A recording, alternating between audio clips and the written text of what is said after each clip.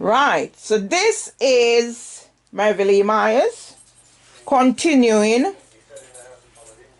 documenting my journey up to where I'm now at. After recording what I've just said in the previous recording about phoning the number, not getting any response, so I decided, it's just my former employers winding me up. I went to the paper shop as per usual because I can access the Daily Express online, but my husband needs to get it in paper form. My husband introduced me to the Daily Express when we meet, and I've been reading it ever since. I even made contributions to their mental health crusade. There's more to come about them, but let me get on with it. So, went out, got the paper, came back, took off my jeans. I was wearing short shorts, not leggings. Had on a vest. God must have caused me to put on that vest. Belongs to my brother who died in prison as a result of nobody listened to his concern. So he done a criminal act, sat in the church, waited for police to come. Yeah? Now I know what my poor brother must have gone through. Right. So, make myself comfortable because it's two of us in this place. My husband, who is coming up 98 on the 8th of March, and myself. So, we have different needs. So, I'm always working to facilitate my husband's needs. So, I'm not getting all the privileges, and he has to do with what's left. I was sat on this chair right here. This is my workstation. When the buzzer went. So all I need to do is turn the chair, look through the window, and when I look through the window, I see the police vehicle out there. I got up from the chair, I walk here. I would have put the door on the latch, and as you can see, I have the key in my hand because of reasons I will tell you about. And I will say, I put this on it for ease of doing what I'm doing. So I would come here, open the door, put the door on the latch, invited the police in, turned back the door,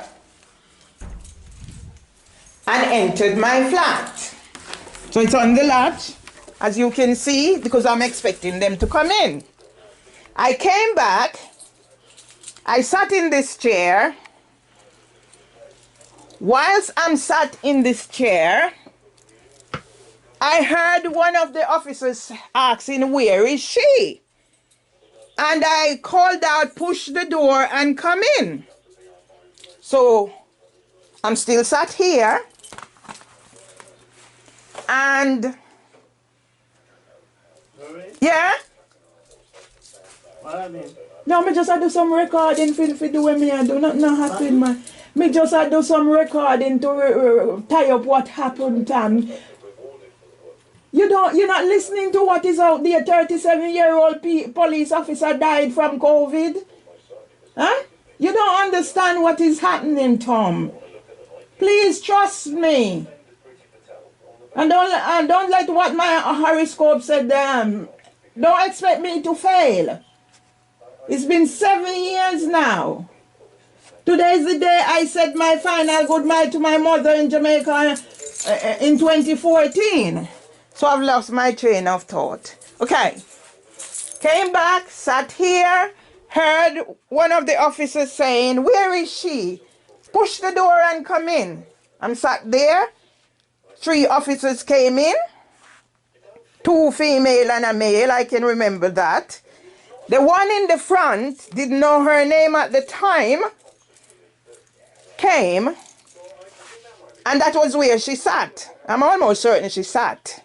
And then the other two would be somewhere here.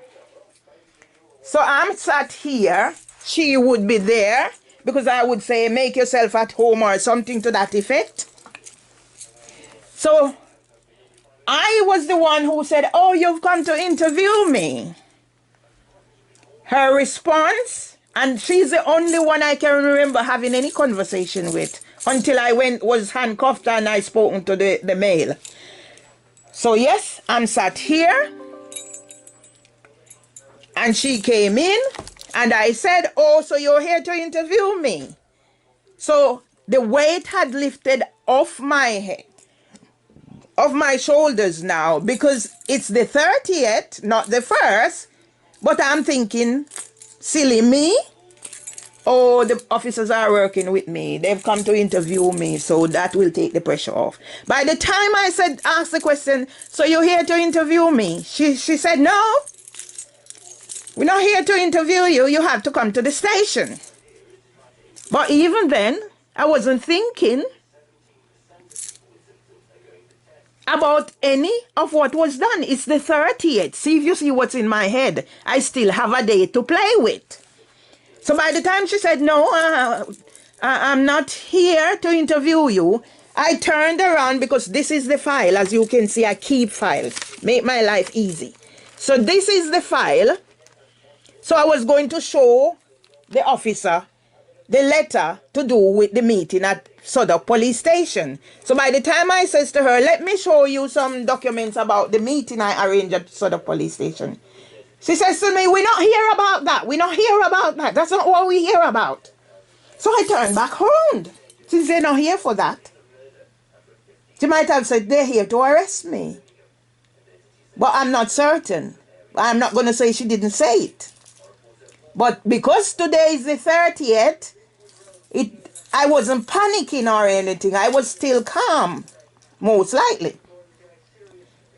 I guess when the calmness went is when I picked up my phone. Because now I intend to call my stepson to let him know new developments. I picked up my phone, so I would be here with the phone. This would be on, that would be on, that would be on. I don't know, maybe I'll have to take it to the shop now because from when it's blocked out. So I might take it for a final recharge up and then stop paying for maintenance. I took my phone up, ready to key in the number to call my stepson to let him know new development or send him a message or whatever. The same person who said we're not here for that, because the other two, I think they might still be stood in the perimeter of the doorway. Yeah, that's what my memory. She was the dominant one. She said, I'm not allowed to use my phone. I must put it down. So me being me, I put the phone down. I'm sure that would be where I put the phone, somewhere here. Since I'm not allowed to use my phone, I got up off the chair. So this is me. So there would be things lining the floor. I tidied up this morning, people. So there would be folders and stuff lining the floor, not maybe in this direction. And a paper was there, Daily Express. I got up, I walked about this pace, and this is where I was tackled. So I was tackled by that person who was there, who I now know to be Holly Sweeney. I was tackled by the other female who came in right here. It all happened right here. And the male. Yeah? They're trying to take him out of the picture, but that's not what happened. I should have, I'm going to go back and lock the door now that I've done this. I have to be cautious. Yeah? Security. And as you can see, I still got my key, although I'd come in. Right. So as I was saying, I was tackled. These spaces from here to here, and this is where I was tackled. From there, the person who stood there, or was sat there, the two who came from here, and this is where I was tackled. So when they tackled me now, because I don't know if I'd said, I'm going to speak to my husband or whatever. But I guess by this time I would have been in a panic.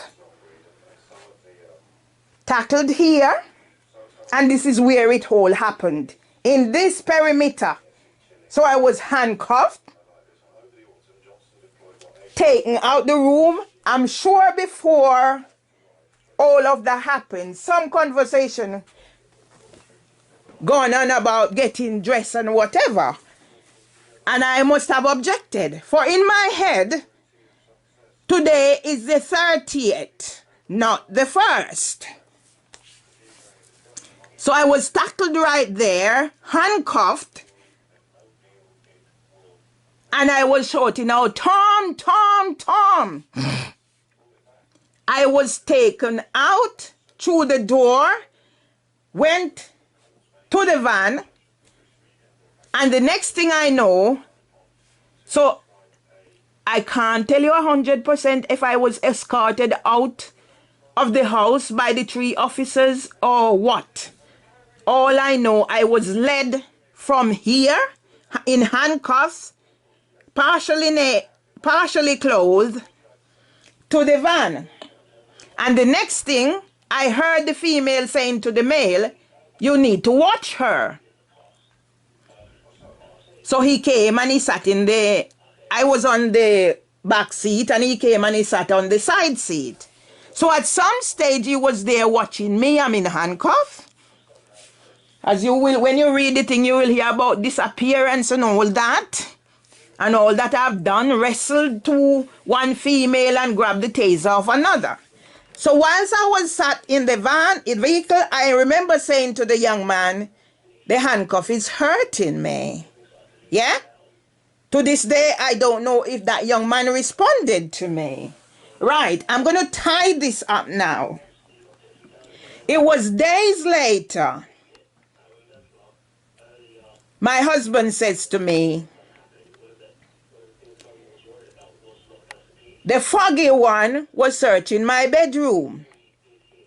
Yeah? Because I was sat out there being watched by the male officer whilst the 2 female was in here. I don't know what happened. Yeah? It was what my husband says to me days later. All right. After everything was said and done, I don't know how many minutes, how long I was there. I don't know. I have no timing frame. Yeah? I was driven. Yeah. I remembered one of the PC, the same one, Holly Sweeney, giving directions to someone else. So apparently, 2 vehicles came, a patrol car and a van. So she gave directions for the other person to go back with the car. I remember that distinctly. Right. I'm trying to remember now. So I was transported to the Walworth police station. Rickety, rickety, rickety, rickety. Handcuffs hurt in my hand. And the van was parked out in the yard. So by this time now, I'm in the van, partially clothed. And I started to shiver. At this time now, it was Holly Sweeney who stood outside the van watching me. Every time I looked at her, she made up her face. And if you go back and look in their report when she said, what she was doing was unnerving me. But I took it in my stride because I know that's how we black people say white people smile. They see you and they crunch up their face. But it was unnerving me. So I tried not to look at her as much as possible. But she was always making sure I see her. Right. At one stage, so by this time now, I was shivering. The friction of the handcuffs behind my back was hurting me. I can't remember how it go in order. But I remember I had some communication with Holly Sweeney, and I asked her, how old are you? And she says, 24. So I says to her, if my elder son had started a family when he got married, I could be his grandmother, her grandmother. And she says to me, if you were my mother, I could understand. I said, I did not say your mother. I said your grandmother. Yeah? That was one of the conversations I had with her. I won't say what sequences these conversations come into. But every time I see her looking at me, I'm sure she must have noticed I was shivering. And then later on, as I said, I don't know about sequences of what happened. She came and she sat on the side seat of the van and she turned to me and said, so she must have noticed I was shivering. She turned to me and she said, by the way, Mervelee, do you have any COVID symptoms? And all I looked at her and I responded. I said, isn't it rather late now for you to be asking me that question? Yeah? She never asked, how are you feeling? Whatever. She must have noticed the shivering. Anyway, at one stage now, another police officer came to the van. No, he was outside the van. I called his attention. And I says to him, the last time that I had to call the ambulance out, or it wasn't the last time, I said I had to call out the ambulance on the 3rd of September 2020 because I had the shakes and I just couldn't control it.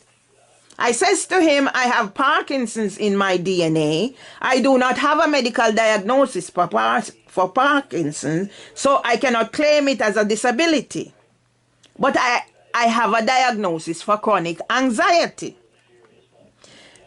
This little runted boy now, because I don't know if he has doctorate as part of his qualification, he's going to ask me, what do you do when you're having a chronic anxiety attack? Do you use breathing techniques?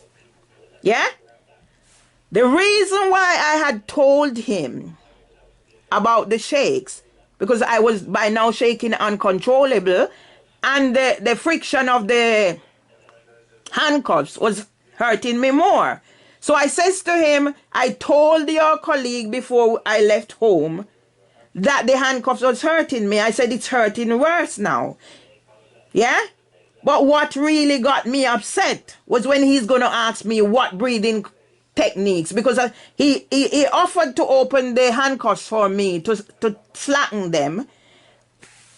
And I said, okay, if that will help, that's fine. But what really upset me, the fact he's going to ask me what breathing technique I use when I get a chronic anxiety attack.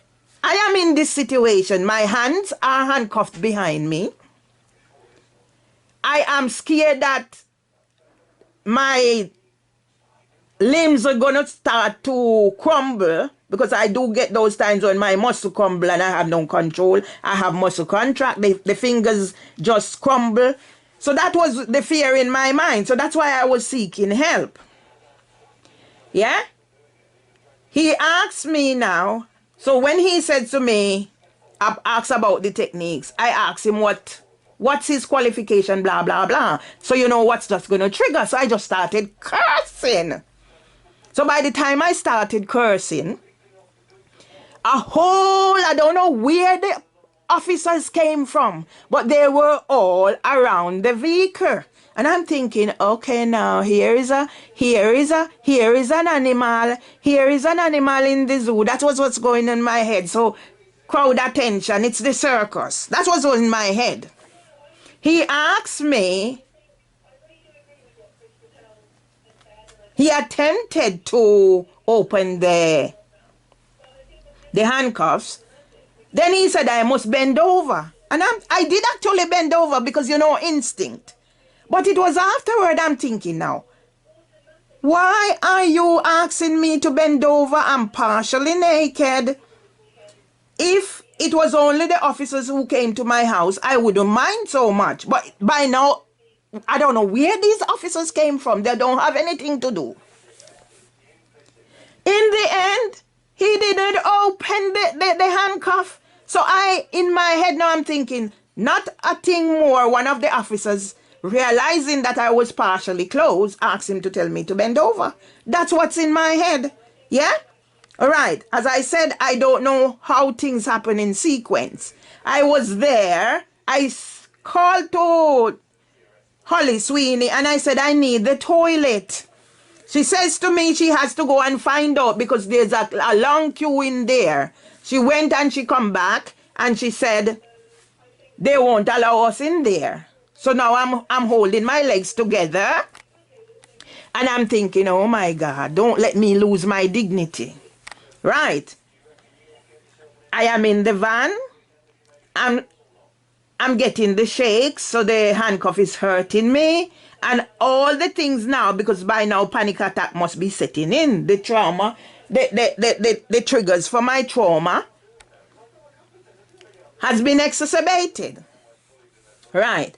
Long after, as I said, I don't know time frame by this. All I'm there trying to keep your dignity. The handcuffs is hurting. Whatever is happening, eventually they come to get me. Now, I know Nikki Wright, and the young man who had told me to bend over. So by the time the two female officers was leading me down, he was standing a little way. The first thing he asked me was, have you calmed down now? Telling me to calm down is another trigger, so I gave him some choice Jamaican words. Going into, yes, I told him why I was upset, and he was really generous in his apologies. He really was generous in his apologies, yeah? I will give that to that young man. Don't know if he's Harry Stock or if he's Ben Godfrey. I don't know who is who now. I know the two female. So leading me into the station now, I was in the station, sat on a side, handcuffs hurting me. I reminded the officer, I said, I need the toilet. Yeah? So now I'm being treated less than an animal.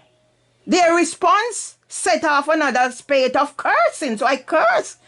And I told the one named Nikki right now is going to tell me, why don't I calm down, something to that effect? They're trying to help me and whatever. And I give her some choice bad words and I tell her if I need to piss right here, I will piss right here. Yeah? Right. I went before the sergeant. That's when the handcuff was released now by the same one, and I'll have to tell another story about the excuse why I was asked to bend over. He didn't ask me to bend over, he just released it. There was no problem in him releasing it, so I'm wondering why he couldn't release it when I was in the van. So it was the Sergeant Patel who noticed that there were marks on my hand from the handcuffs. And the only other thing I'm going to say about that there is when he keeps mentioning how fit you are. You're so fit. So when he asked me my date of birth, I told him. And he said, oh, you're 60. And I said, no, I'm 61. But the next thing that really put me off is when he asks, oh, do you have a British passport? And I says to him, that's for me to know and you to find out. So after all these procedures was done now, I might have reminded about the toilet. I cannot go to the toilet until I'm assigned a cell. So I was stood out there waiting for whatever they do their thingy. So that was when Holly Sweeney asked me, how are you feeling? And I says to her, like punching somebody. But I don't do physical. I said, I write. And as a matter of fact, I will be writing all about this and you will all be starring in your own show. Yeah? So eventually, now, I'm there from my lead now, you know. Out in the van for ages, asking for the toilet. I still can't use the toilet until I was assigned a cell.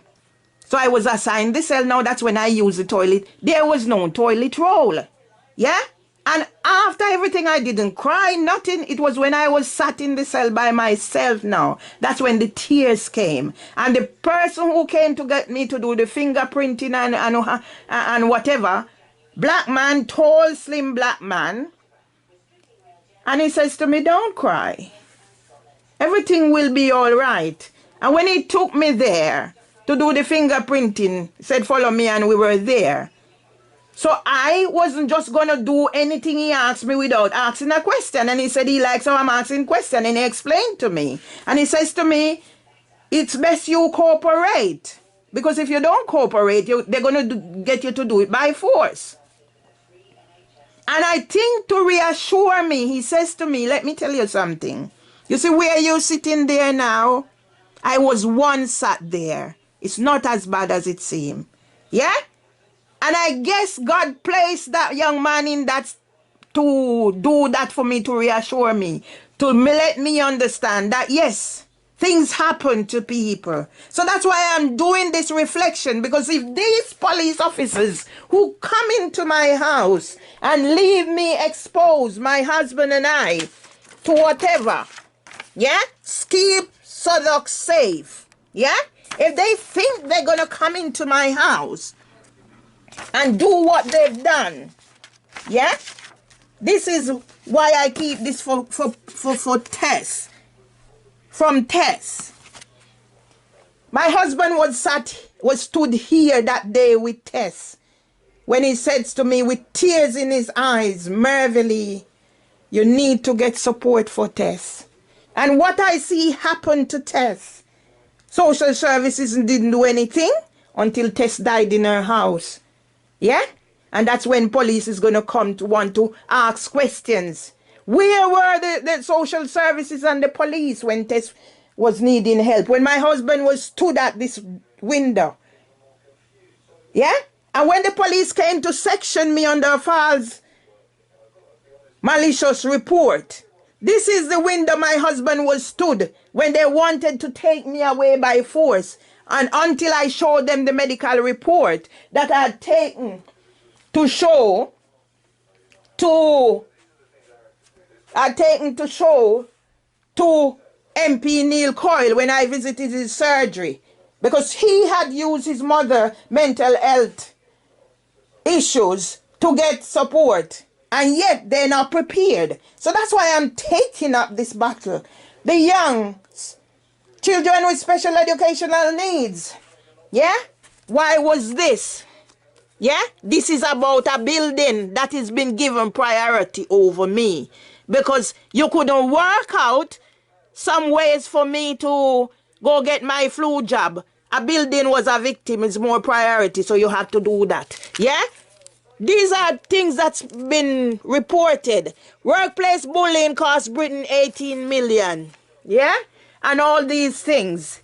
Yeah? That's my diagnosis for chronic anxiety. Yeah? Certificate of naturalization. Yeah? What is that? Isn't that discrimination? Unconscious biases? Yeah? This was when I was turned down for the role of lead early years practitioner, which resulted in another breakdown, and that's when I decided, or a meltdown. That's when I decided, no way, I can't do this anymore. Yeah?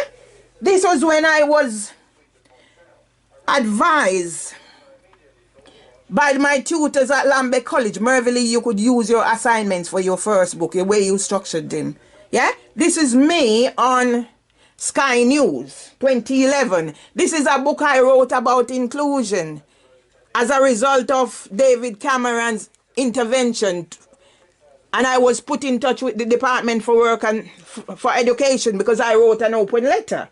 1 to Theresa May later. This is where I was advised to do volunteering so I could train as a teacher for 16-year-old to adult. Yeah? And this is the statistic that was used to help make me a victim. 1 in 5 of all suicides are associated with unemployment. This is where I come in now since COVID. 600,000 older people in the UK say they get out of the house once a week or less. before COVID, I have the Walworth living room where I volunteered with Pembroke House. So if I'm feeling down, out of sorts, I could easily put myself together, go mingle with people. COVID took all of that away from me. Yeah? And to know that I trained with cardboard citizens and what cardboard citizens have done to me also lately. Yeah? I applied for Theatre of the Oppressed and the way I've been treated. So now I have to look back at the way I've been treated from the first time I decided I am not going to accept discrimination. So that, and after the death of my brother, the first nervous breakdown at King's College NHS Foundation Just, to where now London Early Years Foundation. With all the reviews online about abuses, they're still operating out of House of Commons nursery, where I was sent to be colonized after I raised concerns about my mental health and what was happening to me. And now Leaf can say they have no data for me. Yeah? And in spite of what was happening to me, I could be page 1 of ITV News, Winrow 70. I've got to still be doing something up until then. My son has faced a similar discrimination as to what I've had. And you expect that I'm just going to accept today's the date. I said my final goodbye to my mother in Jamaica for 4 weeks for my son's wedding. Mom didn't know me, but on the day I was coming back to England, she said, told my son, I didn't come to say goodbye. And I know that would be my final goodbye. And that's why I heard yesterday on the news, 9 police officers charged for breaking COVID rules. Today, 37-year-old police officer died from COVID. Yeah? And these bastards, yeah? These bastards,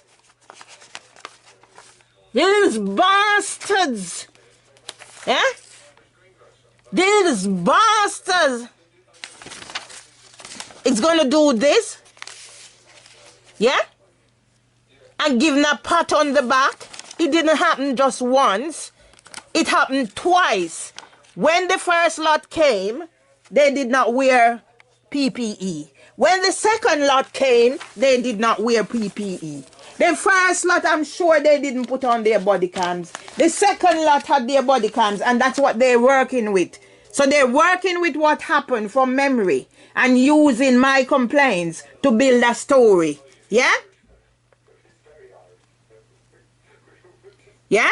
So these are and I'll be doing more of this because as my thingy said, this is not the first time. The police has been given chance.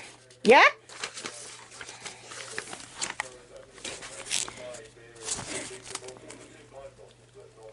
As an organization, we are fully aware that we police by consent and are victim focused but not victim led. Who is the victim in this? How many people, how many organizations, how many from the legal system has made me the victim? Instead, a building that's in that news is the focus.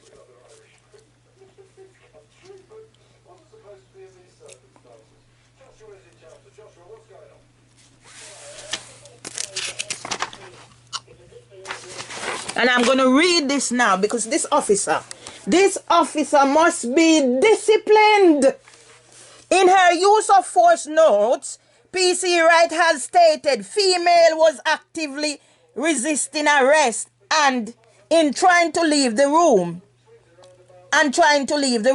She was struggling with officers and tensing up, making her difficult to restrain. Force was used to apply handcuffs to secure her, thus protecting officers and assisting the arrest and preventing disappearance. While struggling with the female, she took hold of the handle of my taser, so I used pain compliance techniques on her fingers to release her grip. Yeah? In what sequence did this come? In what sequence did this come? Female was actively resisting arrest and trying to leave the room. Yeah? She was struggling with officers. Officers! And tensing up, making her difficult to restrain. Force was used to apply handcuffs to secure her, thus protecting officers and assisting the arrest and preventing disappearance. Yeah?